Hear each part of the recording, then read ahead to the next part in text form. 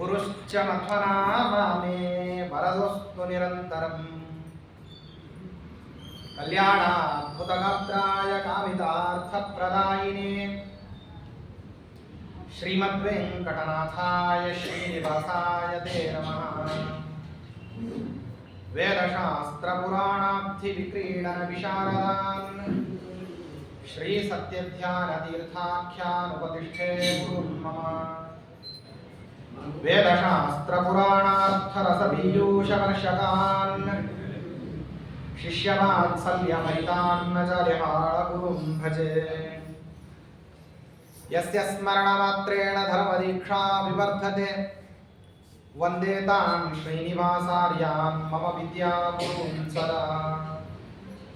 ಶ್ರೀ ಗುರುಭ್ಯೋ ನಮಃ. ಹರಿ ಓಂ. ಶ್ರೀಶಃ ಪ್ರೀತ್ಯೈ ಪ್ರಜಾತಃ ಸುಮಹಿತಮಹಿಮಾ ಶ್ರೀ ಹನುಮಾನ್ನಿದೇಶಾತ್ ರಾಮಸ್ಯೋಲ್ಲಂಘಿತಾಬ್ಧಿಃ ಸಹರಿರಥಗತಃ ಸೇತುನಾ ಪಿಷ್ಟರುಷ್ಟಃ ಭೂಭ್ರನ್ನೀ ರಾವಣಾರಿಂ ಪುರಮುರುದಯಂ ಪೂಜಯಿತ್ವಾ ಸಸೀತಂ ಪಶ್ಯನ್ ಕಿಂ ಪೂರುಷೇತಂ ಸತತಮಪಿ ಮಹಾನ್ ಪ್ರಾಣಮುಖ್ಯೋ ವದಾನ್ಮಾ. ಶ್ರೀ ಗುರುಭ್ಯೋ ನಮಃ. ಹರಿ ಓಂ. ದುರ್ಗಂ ಪಿತ್ರೋಪನೀತ, ತಂದೆಯಿಂದ ಉಪನೀತರಾದ. ಉಪನಯನವನ್ನ ಬ್ರಾಹ್ಮಣನಿಗೆ ಸ್ಮೃತಿಶಾಸ್ತ್ರಗಳು 5ನೇ ವರ್ಷಕ್ಕೆ ಹೇಳಿದ್ದಾರೆ. ಕ್ಷತ್ರಿಯನಿಗೆ 6ನೇ ವರ್ಷ, ಮತ್ತೆ ವೈಶ್ಯನಿಗೆ 8ನೇ ವರ್ಷ. ಎಲ್ಲ ಹೊಸದಾಗಿ ಹೇಳ್ತಾ ಇದ್ದೀರಿ ನೀವು. ವಾಸ್ತವದಲ್ಲಿ ನಾವೆಲ್ಲ ಇಷ್ಟು ದಿವಸದವರೆಗೆ ಕೇಳಿದ್ದು 8ನೇ ವರ್ಷಕ್ಕೆ ಉಪನಯನ ಅಂತ ಕೇಳಿದ್ದೀವಿ. ಇದೇನಿದು 5ನೇ ವರ್ಷಕ್ಕೆ ಉಪನಯನ ಅಂತ ಹೇಳ್ತಿದ್ದೀವಿ. ಅದಕ್ಕೆ ಅಲ್ಲಿ ಕಾರಣವನ್ನ ಹೇಳ್ತಾರೆ. ಬ್ರಹ್ಮವರ್ಚಸ ಕಾಮಸ್ಯ ಕಾರ್ಯೋ ವಿಪ್ರಸ್ಯ ಪಂಚಮಿ ಅಂತ. ಉಪನಯನವನ್ನ ಮಾಡಿಕೊಳ್ತಕ್ಕಂತಹ ಉದ್ದೇಶ ಬ್ರಹ್ಮವರ್ಚಸ್ಸು ಬೇಕು ಅಂತಿದ್ರೆ 5ನೇ ವರ್ಷಕ್ಕೆ ಮಾಡ್ಕೋಬೇಕು.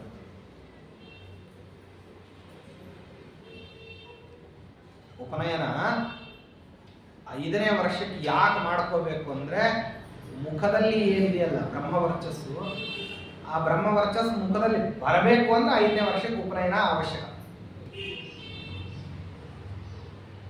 ಅದಕ್ಕೆ ಬಲವನ್ನ ಅಪೇಕ್ಷೆ ಪಡತಕ್ಕಂತಹ ರಾಜನಿಗೆ 6ನೇ ವರ್ಷಕ್ಕೆ, ಅರ್ಥಾಪೇಕ್ಷಿಯಾಗಿರ್ತಕ್ಕಂತಹ ವೈಶ್ಯನಿಗೆ 8ನೇ ವರ್ಷ. ಮತ್ತು ಹಾಗಾದ್ರೆ ಸಾಮಾನ್ಯವಾಗಿ ಗರ್ಭಾಷ್ಟಮಿ ಅಷ್ಟಮೇವ ಬ್ರಾಹ್ಮಣಸ್ಯೋಪನಾಯನಂ ಅಂತ ಹೇಳಿ ಬೇರೆ ವಾಕ್ಯಗಳಿದ್ದಾವಲ್ಲ, ಅದಕ್ಕೇನು ಅಂದ್ರೆ 5ನೇ ವರ್ಷಕ್ಕೆ ಮಾಡಿಕೊಳ್ಳ್ರಿ ಅಂತ ಹೇಳಿರೋದು. 8ರ ತನಕ ಗಡಿ ಅದಕ್ಕೆ, ಕೊನೆಯ ತುದಿಯಲ್ಲಿ ಅಂದ್ರೆ 8ನೇ ವರ್ಷದವರೆಗೆ. 8 ಆದ್ಮೇಲೆ ಏನು ಅಂತಂದ್ರೆ ನೀವು ಯಾವ ವಯಸ್ಸು ಎಲ್ಲಾರ ಮಾಡ್ಕೊಡ್ರಿ, ಅದಕ್ಕೇನು ಅದಕ್ಕೆ ನಿಯಮ ಇಲ್ಲ. ಈ ಯಾವ್ದಾರ ವಯಸ್ಸಲ್ಲಿ ಮಾಡ್ಕೊಂಡ್ರಿ. ಯಾಕೆಂದ್ರೆ ನಂತರದಲ್ಲಿ ಸಾವಿತ್ರಿ ಹೊರಟು ಹೋಗ್ತಾಳೆ ಅಂತ ಇದೆ. ಯಾವಳು ಬಂದುಬಿಟ್ಟು ವೇದಶಾಸ್ತ್ರಗಳಿಗೆ ಮತ್ತೆ ಅಧ್ಯಯನಕ್ಕೋಸ್ಕರ ಅವಕಾಶ ಮಾಡಿಕೊಡಬೇಕಾಗಿರ್ತಕ್ಕಂತಹ ಸಾವಿತ್ರಿ ದೇವಿ ಅಂದ್ರೆ ಗಾಯತ್ರಿ ದೇವಿ ಏನಿದ್ದಾಳೆ, ಹೊರಟೋಗ್ಬಿಡ್ತಾಳೆ.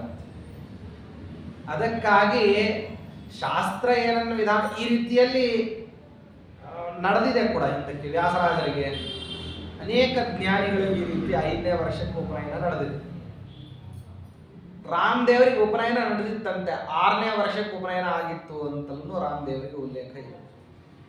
ಅದಕ್ಕೆ ಯಾರ್ಯಾರಿಗೆ ಯಾವ್ಯಾವ ರೀತಿಯಲ್ಲಿ ಉಪನಯನ ಅಂತಂದ್ರೆ, ಬ್ರಹ್ಮವರ್ಚಸ್ಸು ಬೇಕು ಅನ್ನುವಂಥವ್ರಿಗೆ 5ನೇ ವರ್ಷಕ್ಕೆ ಉಪನಯನವನ್ನ ಶಾಸ್ತ್ರ ವಿಧಾನ ಮಾಡ್ತಾರೆ. ಆ ವಯಸ್ಸಿಗೆ ಉಪನಯನ ಆಗಬೇಕು. ಆ ವಯಸ್ಸಿನಿಂದಲೇ ಸಂಧ್ಯೋಪಾಸನೆಯನ್ನ ಮಾಡಬೇಕು. ಸೂರ್ಯೋಪಾಸನೆ, ಸಂಧ್ಯೋಪಾಸನೆಯನ್ನ ಆಯಾ ಕಾಲಕ್ಕೆ ಮಾಡಬೇಕು. ಆ ರೀತಿ ಉಪನಯನವನ್ನ ಮಾಡಿದ್ರಂತೆ. ಒಳ್ಳೆ ಯೋಗ್ಯವಾಗಿರ್ತಕ್ಕಂತಹ ಗ್ರಹ, ಸರಿಯಾಗಿರ್ತಕ್ಕಂತಹ ವ್ಯವಸ್ಥಿತವಾದಂತಹ ಉಚ್ಛ್ರಾಯ ಸ್ಥಿತಿಯಲ್ಲಿ ಇರಬೇಕಾದ್ರೆ ಉತ್ತಮ ಮುಹೂರ್ತದಲ್ಲಿ ಮಾಡಿದರು. ದೇವತಾ ವ್ಯಕ್ತಿಗಳಲ್ಲಿ ಅತ್ಯದ್ಭುತವಾದಂತಹ ಬ್ರಹ್ಮಚರ್ಯದ ಬಗ್ಗೆ ಉಲ್ಲೇಖ ಇರತಕ್ಕಂಥದ್ದು ಸ್ಕಂದನ ಬಗ್ಗೆ. ಸ್ಕಂದನ ಬ್ರಹ್ಮಚರ್ಯದ ಬಗ್ಗೆ ಬಹಳಷ್ಟು ಉಲ್ಲೇಖ ಪುರಾಣಗಳಲ್ಲಿ ಸಿಗ್ತದೆ. ಅದಕ್ಕೇನೆ ಸ್ಕಂದ ಷಷ್ಠಿ ಅಂತ ಹೇಳಿ, ಸಾಮಾನ್ಯವಾಗಿ ಷಷ್ಠಿಯನ್ನ ಸುಬ್ರಹ್ಮಣ್ಯ ಷಷ್ಠಿ, ಸ್ಕಂದ ಷಷ್ಠಿ ಅಂತ ಹೇಳಿ ತನ್ನಿಮಿತ್ತವಾಗಿ ಬ್ರಹ್ಮಚಾರಿಗಳನ್ನ ಪೂಜಾ ಮಾಡ್ತಾರೆ. ಚಂಪಾ ಷಷ್ಠಿ, ಬೇಕಾದಷ್ಟೆಲ್ಲ ಷಷ್ಠಿ ಪೂಜಾ, ಆಶ್ಲೇಷ ಬಲಿ ಇತ್ಯಾದಿಗಳನ್ನು ಮಾಡ್ತಕ್ಕಂಥದ್ದು, ಮತ್ತೆ ಮಂಗಳವಾರ ದಿವಸ ಬ್ರಹ್ಮಚಾರಿಗಳನ್ನ ಆರಾಧನೆ ಮಾಡ್ತಕ್ಕಂಥದ್ದು ಈ ಸಮಯದಲ್ಲೆಲ್ಲ ಇದೆ. ಸ್ಕಂದನ ಬ್ರಹ್ಮಚರ್ಯದ ಬಗ್ಗೆ ಬಹಳಷ್ಟು ಉಲ್ಲೇಖವೂ ಇದೆ. ಆದ್ದರಿಂದಾಗಿ ದೇವತಾ ವ್ಯಕ್ತಿಗಳಲ್ಲಿ ಅತ್ಯಂತ ಮಾನ್ಯವಾದಂತಹ ಬ್ರಹ್ಮಚರ್ಯ ಸ್ಕಂದನ. ಶ್ರೀಮದಾಚಾರ್ಯರಿಗೆ ಉಪನಯನ ಆಯಿತಂತೆ. ಉಪನಯನ ಆದಾಗ ವಾಸುದೇವಾಚಾರ್ಯ ಪೂರ್ವಾಶ್ರಮದಲ್ಲಿ ಆ ಸ್ಕಂದ ತಾನು ಬ್ರಹ್ಮಚರ್ಯವನ್ನ ನಡೆಸಿದ್ದು ಹೇಗಿದೆಯಲ್ಲ ಅದಕ್ಕಿಂತಲೂ ಚೆನ್ನಾಗಿ ವಾಸುದೇವಾಚಾರ್ಯ ನಡೆಸ್ತಾರೆ ಅಂತ ಅನ್ನೋದಕ್ಕೋಸ್ಕರವಾಗಿ ಕಲಿಯೋ ಹಾಗೆ ಇತ್ತಂತೆ. ಸ್ಕಂದನಿಗೇನೆ ಬ್ರಹ್ಮಚರ್ಯವನ್ನು ಯಾವ ರೀತಿ ನಡೆಸಬೇಕು ಅಂತ ಹೇಳಿಕೊಡೋ ಹಾಗೆ ಬ್ರಹ್ಮಚರ್ಯದ ಧರ್ಮಗಳನ್ನ ಪರಿಪಾಲನೆ ಮಾಡ್ತಾ ಇದ್ದಾರೆ. ಶೌಚ, ಆಚಾರ, ಸಂಧ್ಯೋಪಾಸನ, ಅಗ್ನಿಕಾರ್ಯ, ಬ್ರಹ್ಮಯಜ್ಞ, ವೇದಾಧ್ಯಯನಾದಿಗಳು, ಇದನ್ನೆಲ್ಲವನ್ನು ಕೂಡ ಜಿತಕುಮಾರ ಗುಣಂ ಸುಕುಮಾರಕಂ, ಸ್ಕಂದನ ಬ್ರಹ್ಮಚರ್ಯವನ್ನ ಗೆಲ್ಲುವಂತಹ ಬ್ರಹ್ಮಚರ್ಯವನ್ನ ಇಟ್ಟುಕೊಂಡು ಮಾಡ್ತಾ ಇದ್ದಾರೆ. ಅದನ್ನ ನೋಡಿ ಮದ್ದಿಗೆ ಭಟ್ರು ಹೇಗಿರ್ಬೇಕು ಬ್ರಹ್ಮಚರ್ಯಗಳನ್ನ, ಬ್ರಹ್ಮಚಾರಿ ಆದಂಥವನು ಏನ್ ಧರ್ಮಗಳನ್ನ ಪರಿಪಾಲನೆ ಮಾಡಬೇಕು ಅಂತ ಹೇಳ್ತಿದ್ರಂತೆ. ದೇವತೆಗಳು ಬಂದು ನಿಂತುಕೊಂಡು ನೋಡಿ, ಜಗದ್ಗುರುಗಳಿದ್ದಾರೆ ಹೆಂಗ್ ಮಾಡ್ತಾರೆ ಅಂತ ನೋಡ್ಲಿಕ್ಕೆ ಅಂತ ಬಂದು ನಿಲ್ತಿದ್ರಂತೆ. ನಿಂತು ಜೋರಾಗಿ ನಾಕ್ ಹೋಗ್ತಿದ್ರಂತೆ. ಯಾಕೆ ಅಂದ್ರೆ ಅಗ್ನಿಗುರುಗಳನ್ನ ಪರಿಚರ್ಯ ಮಾಡ್ಬೇಕಪ್ಪ. ಯಾಕಂದ್ರೆ ಮೊದಲನೇ ದಿವಸದಿಂದ ಇದೆ ವಿಶೇಷ. ಮೊದಲನೇ ದಿವಸನೇ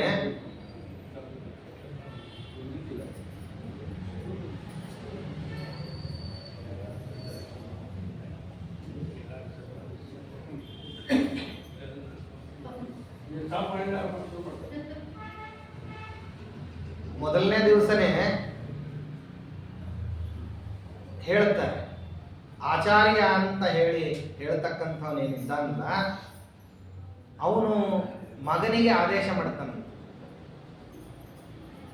ನೀನ್ ಬಂದು ನನ್ನ ಕಾಲು ತೊಳಿ ಅಂತ ಹೇಳ್ತಾನೆ. ಅವತ್ತು ಆಚಾರ್ಯ ಅಂತಂದ್ರೆ ಹೊರಹೆಚ್ಚಿ ಮಾಡಿಸ್ಲಿಕ್ಕೆ ಬಂದಿರೋ ಆಚಾರ್ಯ ಅಲ್ಲ, ಎಲ್ಲರೂ ಭ್ರಾಂತರಿದ್ದಾರೆ. ಹೊರಹೆಚ್ಚಿ ಮಾಡಿಸ್ಲಿಕ್ಕೆ ಬಂದಿರೋ ಆಚಾರ್ಯ ಅವತ್ತು ಆಚಾರ್ಯ ಅಲ್ಲ. ಯಾವನ ಆಚಾರ್ಯ ಅಂದ್ರೆ ಯಾವನು ಗಾಯತ್ರಿ ಉಪದೇಶವನ್ನ ಮಾಡತಕ್ಕಂಥವನು ಅವನನ್ನೇ ಆಚಾರ್ಯ ಅಂತ ಸಂಬೋಧನೆ.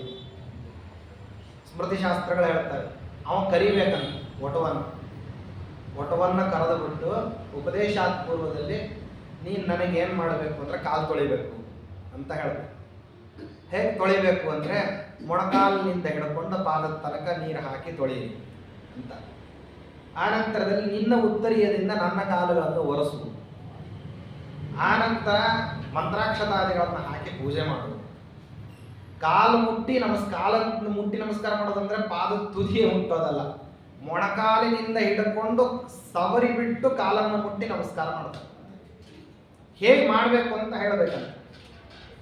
ಆಮೇಲೆ ಏನ್ ಮಾಡ್ತಾನೆ ಅಂತಂದ್ರೆ ತಂದೆಯಾದಂಥವನು ಹಾಗೆ ಎಲ್ಲ ಮಾಡಿದ ಮೇಲೆ ಅವನು ಪ್ರಾರ್ಥನೆ ಮಾಡ್ಬೇಕಂತ, ನನಗೆ ಮೋಕ್ಷೋದ್ದೇಶೇನ ವೇದಾದಿಶಾಸ್ತ್ರಗಳನ್ನು ಅಧ್ಯಯನ ಮಾಡೋದಕ್ಕೆ ಬೀಜಭೂತವಾದಂತಹ ಗಾಯತ್ರಿಯನ್ನ ಉಪದೇಶ ಮಾಡ್ರಿ ಅಂತ ಹೇಳಿ ವಟುವಾದಂಥವನು ತಂದೆಯನ್ನ ಕೇಳಬೇಕು ಅಂತ ತಂದೆನೇ ಹೇಳ್ಕೊಡ್ತಾನಂತ. ಹಿಂಗೆ ಕೇಳು, ಅದನ್ನ ಒಟ್ಟು ಕೇಳಬೇಕು. ಅವನು ಕೇಳಿದ ನಂತರದಲ್ಲಿ ಅವನನ್ನ ಕರೆದು ಕೂಡಿಸ್ಕೊಂಡು ತೊಡೆ ಮೇಲೆ ಕೂಡಿಸ್ಕೊಂಡು ಅವನಿಗೆ ಗಾಯತ್ರಿಯನ್ನ ಎಲ್ಲರ ಸಮಕ್ಷಮದಲ್ಲಿ ಮುಸುಕು ಹಾಕಿಕೊಂಡು ಏನ್ ಮಾಡ್ಬೇಕಂದ್ರೆ ಉಪದೇಶವನ್ನು ಮಾಡಬೇಕು. ಗಾಯತ್ರಿ ಉಪದೇಶ ಮಾಡ ಆ ಗಾಯತ್ರಿಯ ಉಪದೇಶವನ್ನು ಅವನು ತಗೊಳ್ಬೇಕು. ತಗೊಂಡು ಇದನ್ನ ಹೇಗೆ ನೀನ್ ಜಪ ಮಾಡಬೇಕು ಅಂತ ಅನ್ನೋದನ್ನ ಹೇಳ್ಕೊಡ್ಬೇಕು. ಅಗ್ನಿಗುರುಗಳನ್ನ ಪರಿಚರ್ಯ ಮಾಡುವುದು, ಮತ್ತೆ ನಿತ್ಯದಲ್ಲಿ ನಿಯಮಗಳನ್ನ ಪರಿಪಾಲನೆ ಮಾಡುವುದು, ಹಾಗೇನೆ ಮತ್ತೆ ವೇದಾದಿ ಶಾಸ್ತ್ರಗಳನ್ನ ಅಧ್ಯಯನ ಮಾಡೋದು ಅಂತ ಹೇಳಿ ಮದ್ದಿಗೆ ಭಟ್ರು ಕೂಡಿಸ್ಕೊಂಡು ಹೇಳ್ತಾ ಇದ್ರಂತೆ. ವಾಸುದೇವಾಚಾರ್ಯ ನಗ್ತಾ ಇದ್ರಂತೆ ದೇವತೆಗಳು. ಯಾಕೆ ಅಂದ್ರೆ ಈ ತ್ರಿಲೋಕದಲ್ಲಿ ಇರ್ತಕ್ಕಂಥ ಎಲ್ರಿಗೂ ಜ್ಞಾನೋಪದೇಶವನ್ನು ಮಾಡುವಂತಹ ಸಾಮರ್ಥ್ಯ ಇದ್ದರೂ ಎಷ್ಟು ಚೆನ್ನಾಗಿ ಅತ್ಯಂತ ಸಾಮಾನ್ಯರಾಗಿರ್ತಕ್ಕಂಥವ್ರು ತಮ್ಮ ಮುಂದೆ ಮದ್ದಿಗೆ ಭಟ್ರು, ಅಂಥವರು ತಮಗೆ ತ್ರಿಕಾಲ ಜ್ಞಾನಿಗಳು. ವಾಯುದೇವರಿಗೆ ಯಾವತ್ತಿಗೂ ಕೂಡ ಅಸಂಕುಚಿತ ಸರ್ವಶಬ್ದ ವಾಚ್ಯತ್ವ ಇರತಕ್ಕಂತಹ ವಾಯುದೇವರು ಯಾವತ್ತಿಗೂ ಅತಿರೋಹಿತ ವಿಮಲ ವಿಜ್ಞಾನವನ್ನು ಪಡೆದಂಥವ್ರು. ಅಂಥವ್ರಿಗೆ ಯಾವತ್ತಿಗೂ ಜ್ಞಾನ ಮುಸುಕು ಕೂಡ ಆಗೋದಿಲ್ಲ, ಹೋಗೋದಲ್ಲ. ತಾತ್ಕಾಲಿಕವಾಗಿ ಅಜ್ಞಾನದ ಮುಸುಕು ಕೂಡ ಕವಿಲಿಕ್ಕೆ ಸಾಧ್ಯ ಇಲ್ಲ. ಅಂಥವ್ರು ಏನು ಮಾಡ್ತಿದ್ರು ಅಂದ್ರೆ ಮದ್ದಿಗೆ ಭಟ್ರ ಹತ್ರ ಕೂತ್ಕೊಂಡು ಅವ್ರು ಏನು ಹೇಳ್ತಾರೆ, ಬಲು ಶ್ರದ್ಧೆಯಿಂದ ಅಜ್ಞನಾದಂಥವ್ರು, ತಿಳುವಳಿಕೆನೇ ಇಲ್ಲದೆ ಇದ್ದವನು ಯಾವ ರೀತಿ ಕೇಳಿಸ್ಕೋಬೇಕು ಆ ರೀತಿ ಕೂತ್ಕೊಂಡು ಕೇಳ್ತಿದ್ರು. ಸ್ಫುಟಮಹಾಸಿ ಸುರೈ ಕೃತಸಾಕ್ಷಿಭಿ ಅಂತ ಕರ್ಮಸಾಕ್ಷಿಗಳಾದಂತಹ ದೇವತೆಗಳೆಲ್ಲ ಬಂದು ನಿಂತುಕೊಂಡು ನಗುತ್ತಾ ಇದ್ರಂತೆ. ಅಂಥವರು ನಮ್ಮ ಮಾತುಗಳಿಂದ ಏನು ಮಾಡಲಿ ಅಂತಂದರೆ ಮತ್ತೆ ನಮ್ಮ ಸ್ತುತಿಗೆ ಗೋಚರರಾಗಲಿ ಅಂತ ಹೇಳಿ ಪ್ರಾರ್ಥನೆ ಮಾಡ್ತಾರೆ. ಮಹ್ಯತಾಂ ಮೇ ವಚೋಭಿ. ಈ ರೀತಿಯಲ್ಲಿ ಮೊದಲಿಗೆ ಉಪನಯನ ಆಯಿತು. ಉಪನಯನ ಆದ ನಂತರದಲ್ಲಿ ಮುಂದಿದ್ದೇನು, ವೇದಗ್ರಹಣ. ವೇದವನ್ನು ಸ್ವೀಕಾರ ಮಾಡಬೇಕು. ವೇದವನ್ನು ಸ್ವೀಕಾರ ಮಾಡಬೇಕು ಅಂತಂದ್ರೆ ವೇದಾಭಿಮಾನಿ ದೇವತೆಗಳು, ಛಂದೋಭಿಮಾನಿ ದೇವತೆಗಳೇನಿದ್ದಾರಲ್ಲ ಅವರನ್ನ ಆರಾಧಿಸಿ, ಋಷಿಗಳನ್ನ ಸತ್ಕರಿಸಿ, ಋಷಿ ಪೂಜನವನ್ನ ಮಾಡಿ, ಮತ್ತೆ ನೂತನವಾಗಿ ವೇದಗ್ರಹಣವನ್ನ ಮಾಡಬೇಕು. ಒಟ್ಟುವಾಗ ಅದನ್ನು ಮಾಡಿದ್ರಂತೆ. ಮಾಡಿದ ನಂತರದಲ್ಲಿ ಗುರುಕುಲದಲ್ಲಿ ಪ್ರವೇಶ, ವೇದಾಧ್ಯಯನಕ್ಕೋಸ್ಕರ. ತೋಟಂತಿಲ್ಲಾಯ ವಂಶದಲ್ಲಿ ಹುಟ್ಟಿರ್ತಕ್ಕಂಥವರೊಬ್ಬರು ಬ್ರಾಹ್ಮಣರು ಆಚಾರ್ಯರಿಗೆ ಪಾಠ ಹೇಳ್ತಾ ಇದ್ರು. ಪಾಠಕ್ಕೆ ಹೋಗುವಂತಹ ಸಮಯದಲ್ಲಿ ಮೊದಲಿನಿಂದಲೂ ಶ್ರೀಮದಾಚಾರ್ಯರ ಅವತಾರ ಆದದ್ದು ಯಾಕೆ ಅಂದ್ರೆ, ದೈತ್ಯರುಗಳು ಪೂರ್ವದಲ್ಲಿ ಅವತಾರ ಮಾಡಿಬಿಟ್ಟಿದ್ರು, ಅವರು ಜಗತ್ತನ್ನು ಹಾಳು ಮಾಡ್ತಿದ್ದಾರೆ ಅನ್ನೋ ಕಾರಣ. ಅಂಥವರಲ್ಲಿ ಒಬ್ಬವನಿದ್ದಂತೆ. ಅವನೇನು ಅಂದ್ರೆ, ಇವರು ಇದಕ್ಕೋಸ್ಕರವಾಗೇನೆ ನಮ್ಮ ಕಾರ್ಯಕ್ರಮಗಳನ್ನೆಲ್ಲ ಹಾಳು ಮಾಡ್ಲಿಕ್ಕೆ ಬಂದಿದ್ದಾರೆ, ಕಚ್ಚಿ ಸಾಯಿಸ್ಕೊಳ್ಳೋಣ ಅಂತ ಸರ್ಪರೂಪದಲ್ಲಿ ಬಂದಿದ್ದಂತೆ. ಅವನನ್ನ ಕಾಲಿನಿಂದ ತುಳಿದು ಕೊಂದಿದ್ದಾರೆ. ಅದ್ಯಾಪಿ ಅದನ್ನು ತೋರಿಸ್ತಾರೆ ಪಾಚಕದಲ್ಲೆಲ್ಲ ಆ ಹೆಜ್ಜೆ ಗುರುತುಗಳಿಂದ. ಹೀಗೆ ಬಾಲ್ಯದಲ್ಲಿಯೇನೆ ರಾಕ್ಷಸ ಸಂಹಾರವನ್ನು ಆ ಕಾಲದಲ್ಲಿ ಮಾಡಿ ನಿರಂತರವಾಗಿ ಗುರುಸೇವಾ, ವೇದಾಧ್ಯಯನ ಎಲ್ಲ ಮಾಡ್ತಾ ಇದ್ದಾರೆ.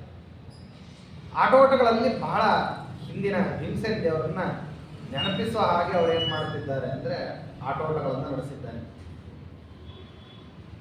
ಆಗ ಒಂದಾವರ್ತಿ ಗುರುಗಳಿಗೆ ಇವರು ಬರೋದು ಮತ್ತು ಇವರು ಮಾಡತಕ್ಕಂತಹ ಅಧ್ಯಯನ, ಇವರಿಗಿರ್ತಕ್ಕಂತಹ ಶ್ರದ್ಧೆ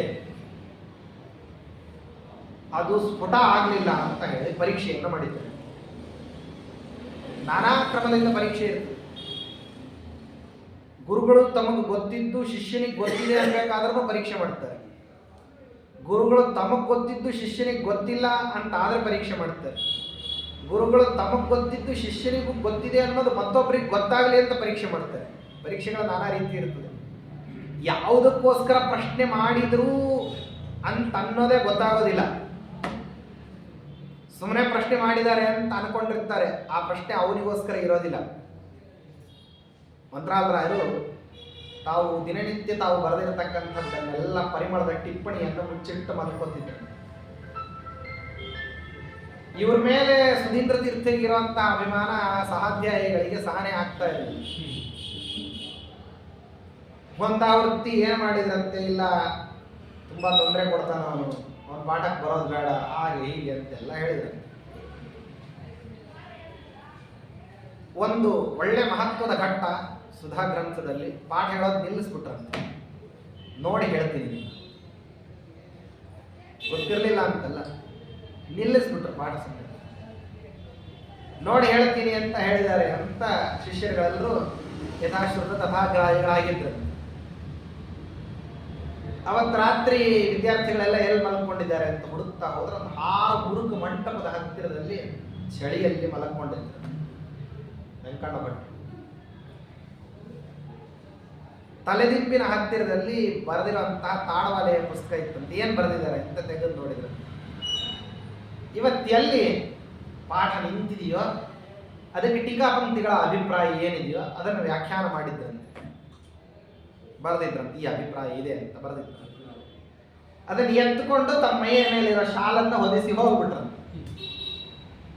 ಮಾರನೇ ದಿವಸ ಬೆಳಗ್ಗೆ ಎದ್ದ ತಕ್ಷಣ ಇವರು ಸ್ವಾಮಿಗಳ ಶಾಲು ಹೊತ್ಕೊಂಡಿದ್ದಾರೆ ಅಂತ ಅನ್ನೋದು ಒಂದು ದೊಡ್ಡದಾದಂತಹ ಪ್ರಮಾದ.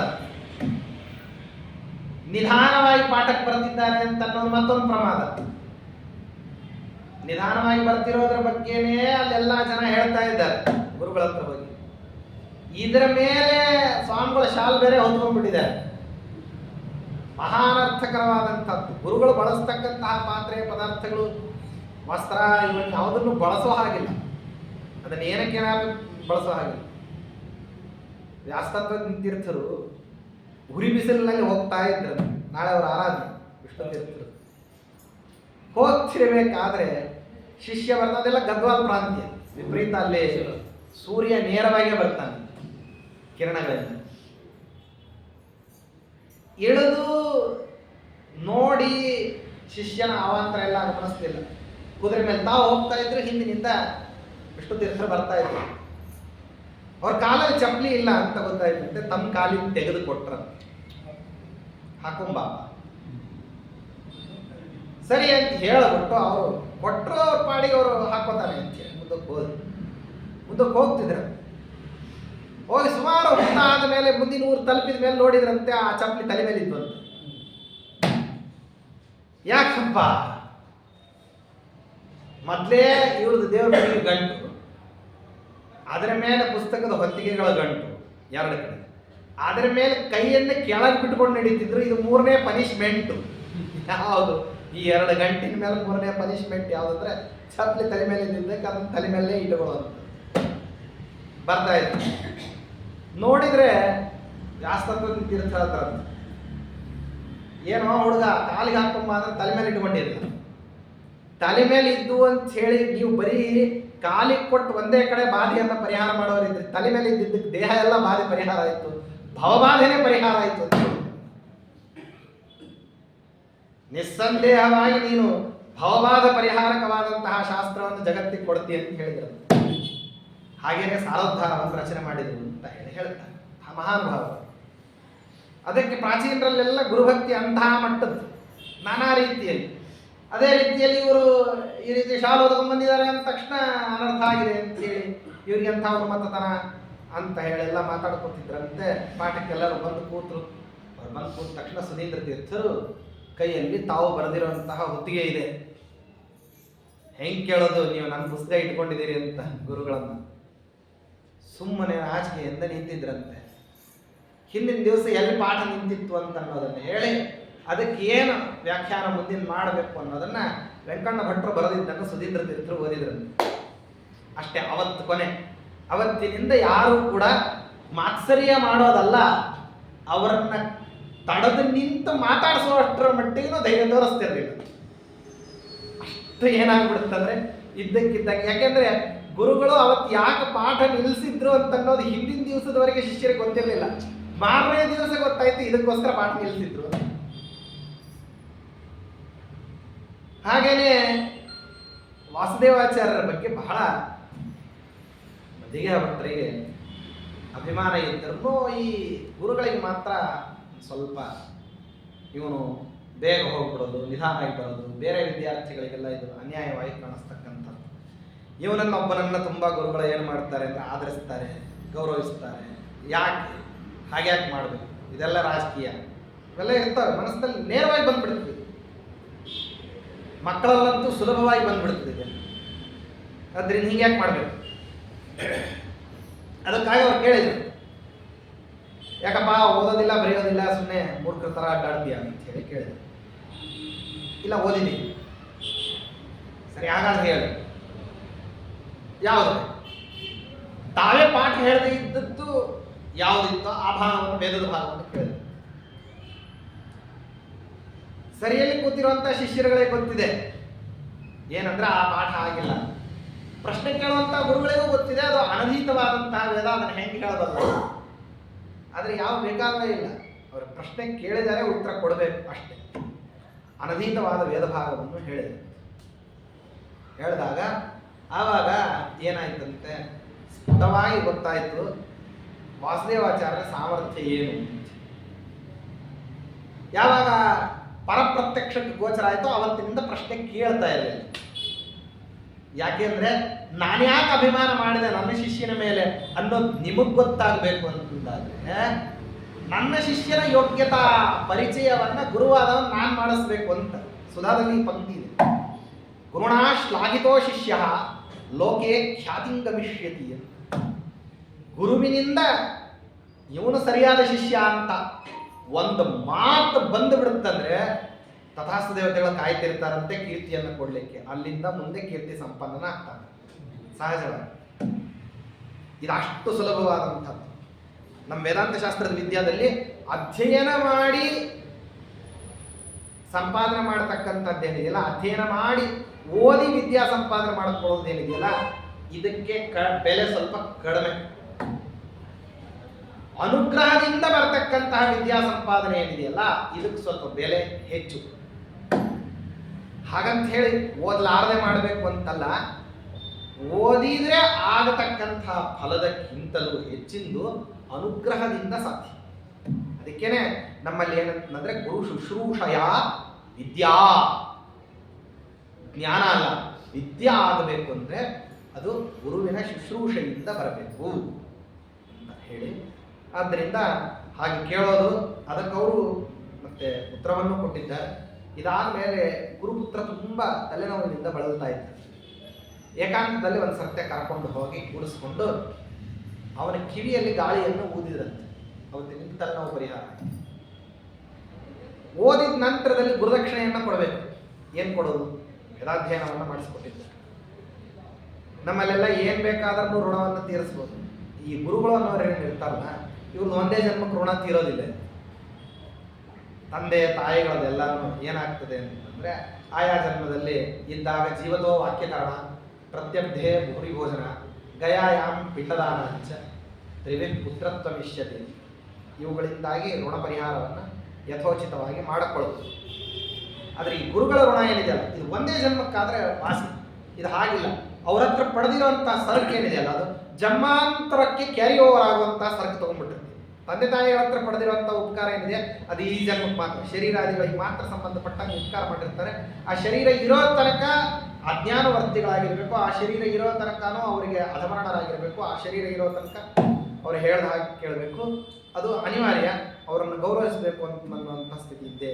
ಆದರೆ ಗುರುಗಳದ್ದು ಹಾಗಿಲ್ಲ. ಅವ್ರದ್ದೇನು ಅಂತಂದ್ರೆ ವಿಚಿತ್ರ. ಅವರು ಕೊಟ್ಟಿರ್ತಕ್ಕಂಥ ಅಧ್ಯಾತ್ಮ ವಿದ್ಯಾ ಏನಾಗಿರ್ತದೆ ಅಂದರೆ ಅದು ಜನ್ಮ ಜನ್ಮಾಂತರಗಳಿಗೆ ಮೋಕ್ಷಾದಿ ಪುರುಷಾರ್ಥಗಳನ್ನು ಸಂಪಾದನೆ ಮಾಡಿಕೊಡ್ಬೇಕಾದದ್ದು.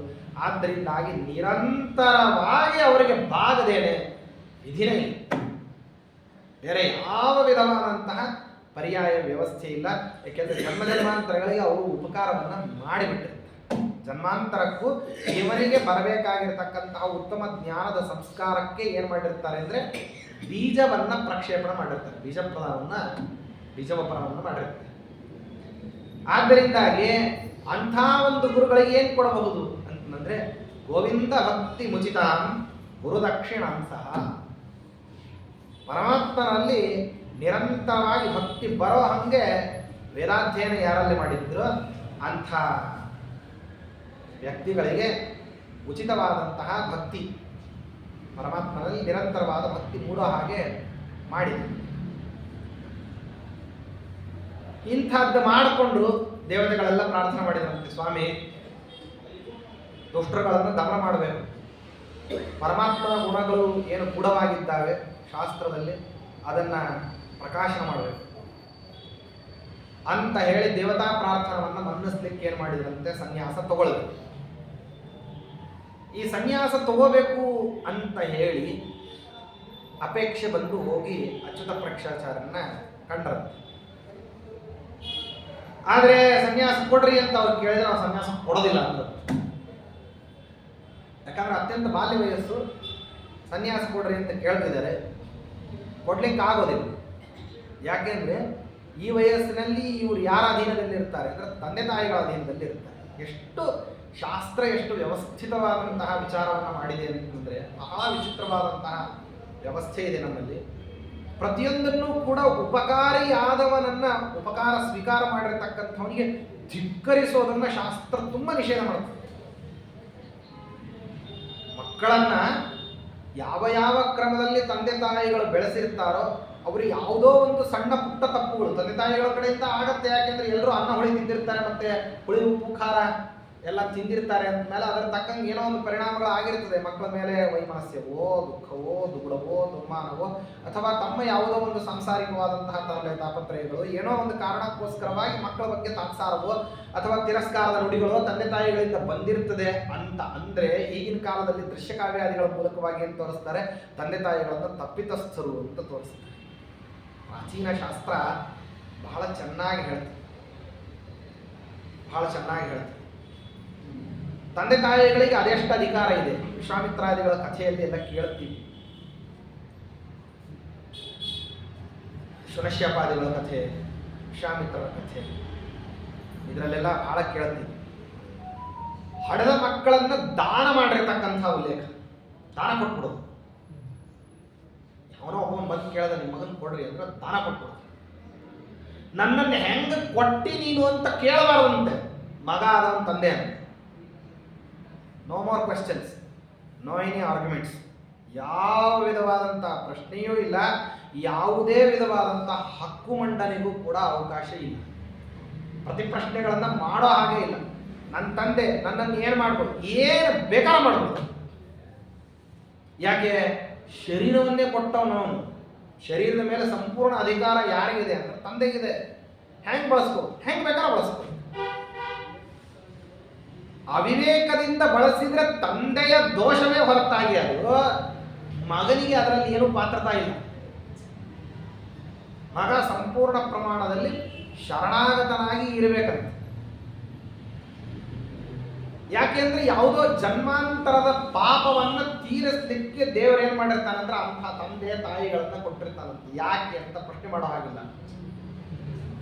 ತನ್ನಿಮಿತ್ತವಾಗಿ ನೀನೇನೋ ಜನ್ಮಾಂತರದಲ್ಲಿ ಮಾಡಿರೋ ಅನರ್ಥ ಏನಿದೆಯಲ್ಲ ಅದನ್ನು ಸಂಪೂರ್ಣ ಪ್ರಮಾಣದಲ್ಲಿ ಇಲ್ಲಿ ನಿನ್ನ ತಂದೆ ನಿಮಿತ್ತವಾಗಿ ಕಳಿತೀನಿ ಅಂತ ಇಟ್ಟಿರ್ತಾರೆ. ಅದನ್ನು ಪ್ರಶ್ನೆ ಮಾಡಬೇಡ್ರಿ ಅಂತ ಹೇಳ್ತಾರೆ. ಮಾಡಿದ ತಂದೆ ತಾಯಿ ಯಾವುದನ್ನ ಒಂದು ಅತ್ಯಂತ ನಿಮಗೆ ಯಾವ್ದು ಆಗೋದಿಲ್ವೋ ಅಂತ ಒಂದು ಕೆಲಸ ಹೇಳಿರ್ತಾರೆ, ಮಾಡಬೇಡ ಅಂತ ಹೇಳ್ತಾರೆ. ಯಾಕೆ ಯಾಕೆ ಅಂತಲೂ ಕೇಳಬೇಡ, ನನಗ ಸಮ್ಮತವಾದದ್ದು ನೀ ಮಾಡಬೇಡ. ಹೀಗೆ ನಡೆಯುತ್ತೆ ಜಗತ್ನಲ್ಲಿ ಇದಿದೆ.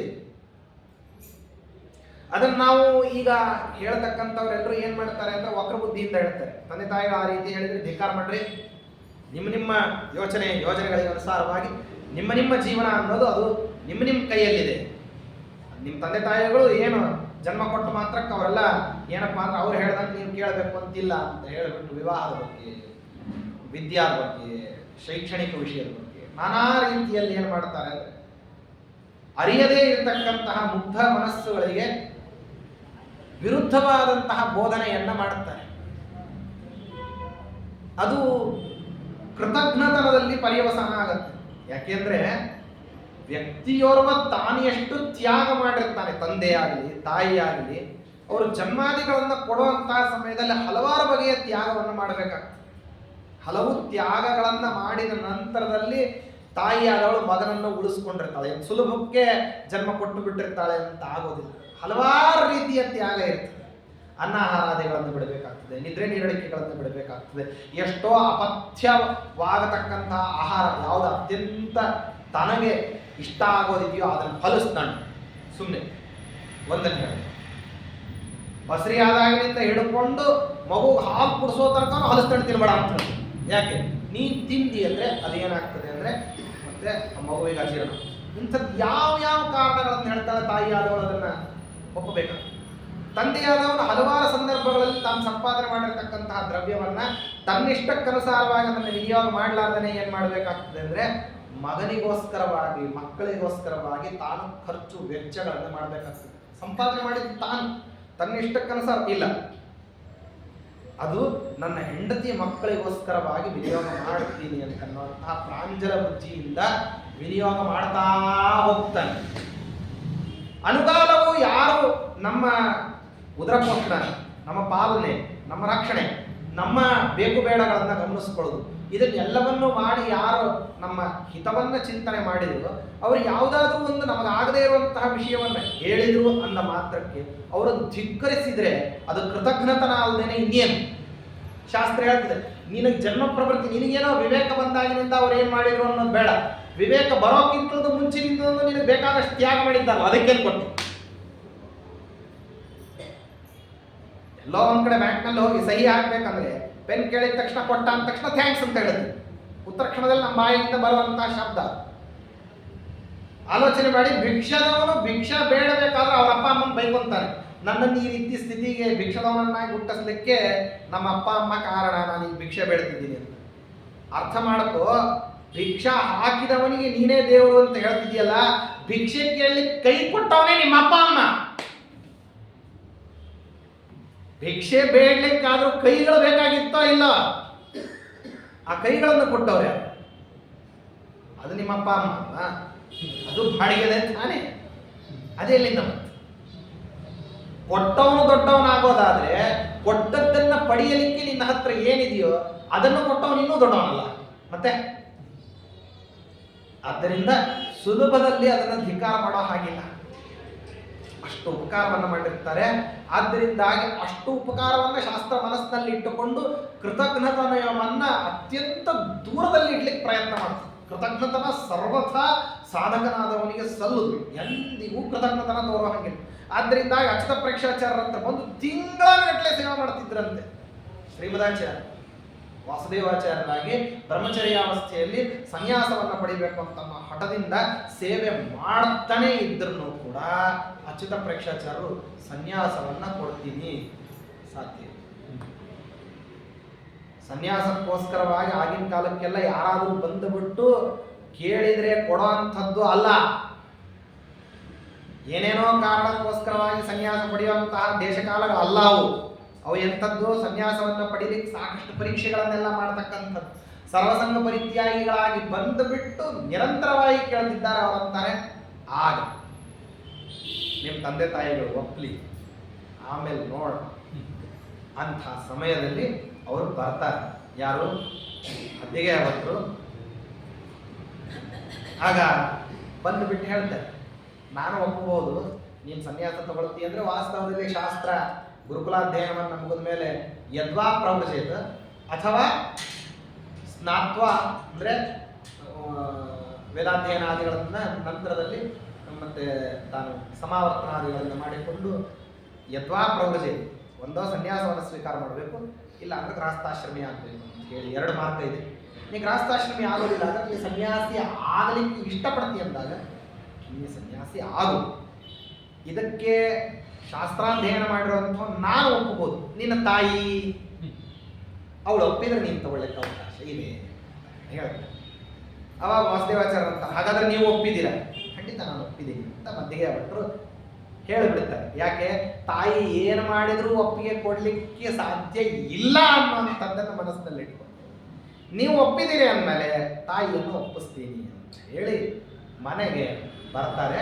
ತಾಯಿಯನ್ನು ಒಪ್ಪಿಸ್ತಕ್ಕಂತಹ ರೀತಿ ಶಾಸ್ತ್ರೋಚಿತವಾದಂತಹ ಮಾರ್ಗದಲ್ಲಿಯೇನೆ ಅನುರೋಧವನ್ನು ಮಾಡ್ತಕ್ಕಂಥ, ಅತ್ಯಂತ ಪಟ್ಟು ಹಿಡಿದು ಅವರನ್ನ ಮತ್ತೆ ಕೇಳಿಕೊಳ್ತಕ್ಕಂಥ, ಎಲ್ಲವೂ ಕೂಡ ಹಠ ಮಾಡಿದ್ರೂ ಅದರಲ್ಲಿ ಶಾಸ್ತ್ರೀಯ ಪ್ರಣಾಳಿಯನ್ನು ಬಿಟ್ಟು ವ್ಯಕ್ತಿ ನಡ್ಕೋಬಾರದು ಹೇಗೆ ಅಂತ ತೋರಿಸ್ತಾರೆ. ಏನು ಹೇಳ್ತಾರೆ ನಾಳೆ ಶ್ರೀಕೃಷ್ಣ.